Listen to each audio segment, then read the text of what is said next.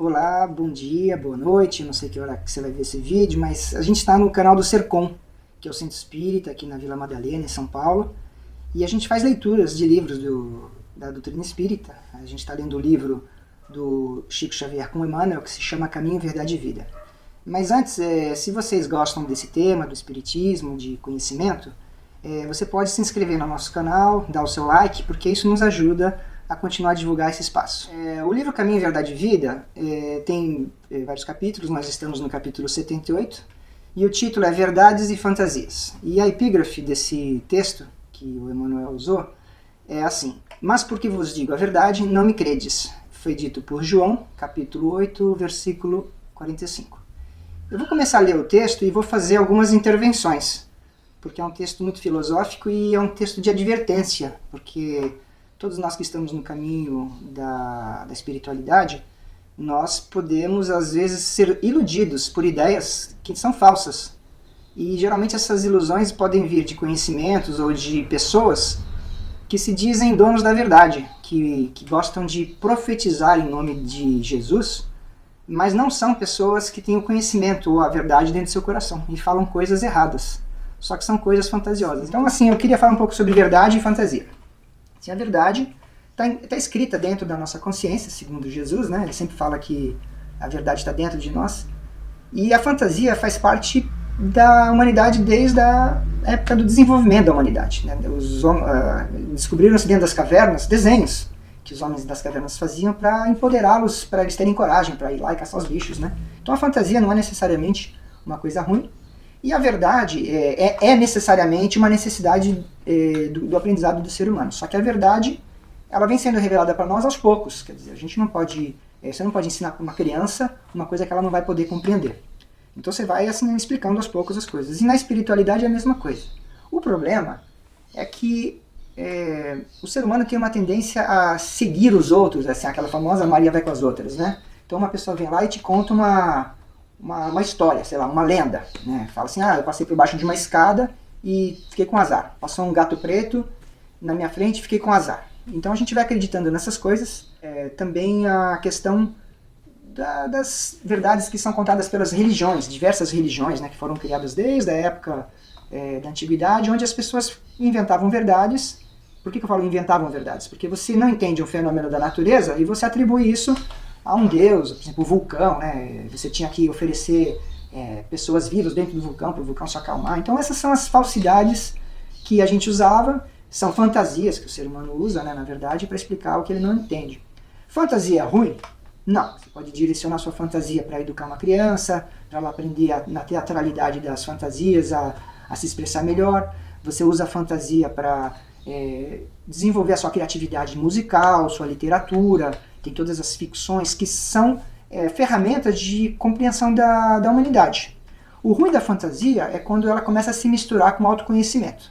Por exemplo, você tem uma pessoa que se diz dono da verdade ou se diz pregador de verdades, que seriam as buenas dichas, né, que a gente fala em espanhol, que quer dizer as previsões do futuro, coisas que vão acontecer com a tua vida se você fizer isso ou aquilo, se você faz o sinal da cruz em X, ou se você usa um amuleto e por aí vai. Essas pessoas que inventam essas coisas, elas acabam ficando bem famosas. Eu acho que é porque tem muitas pessoas que seguem e que querem ser enganados. Porque você só é enganado se você quiser ser enganado, né?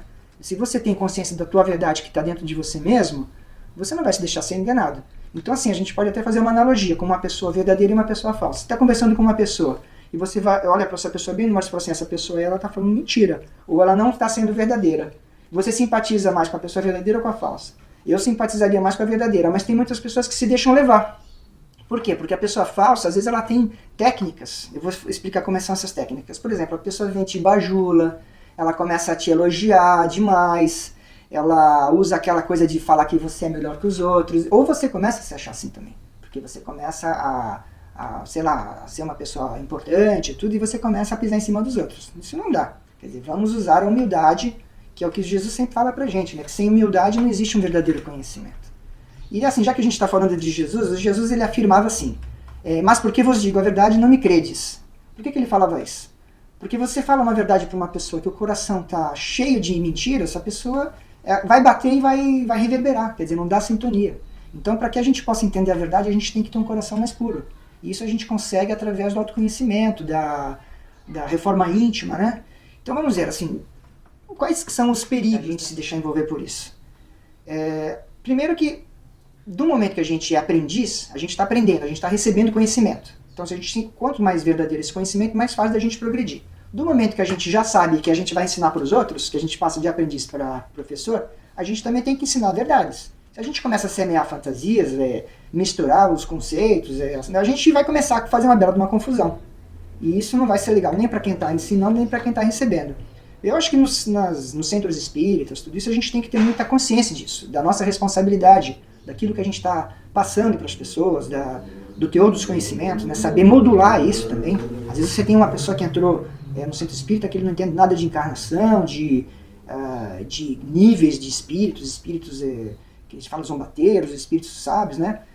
João, ele falava, tem que ver que nem todos os espíritos falam a verdade, os espíritos falam as coisas de acordo com o seu conhecimento. Não é porque uma pessoa lá teve uma visão, ou teve um sussurro de um espírito, que aquilo que ele está falando é verdade. Usemos a fé raciocinada, a razão, assim que Kardec nos fala, né? Então Jesus, ele fala, eu sou o caminho, a verdade e a vida. Acho que isso é uma afirmação de que se você segue os ensinamentos de Jesus de uma forma sincera, pura, e vai incorporando isso dentro de você mesmo, você vai necessariamente separar o que é verdade e o que é fantasia.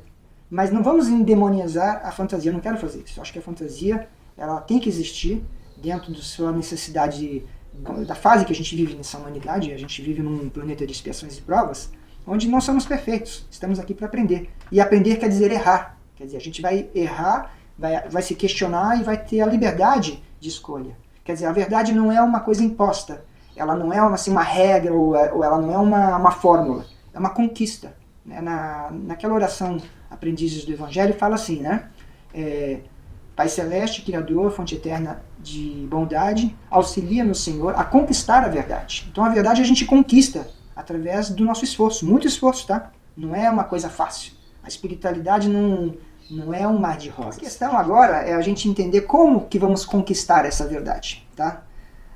Aqui no texto tem uma frase que eu posso até ler um pouquinho. O serviço de iluminação é difícil, a principiar do esforço de regeneração de nós mesmos. Então, o conhecimento da verdade começa pelo autoconhecimento, porque essa verdade já está inscrita dentro de você.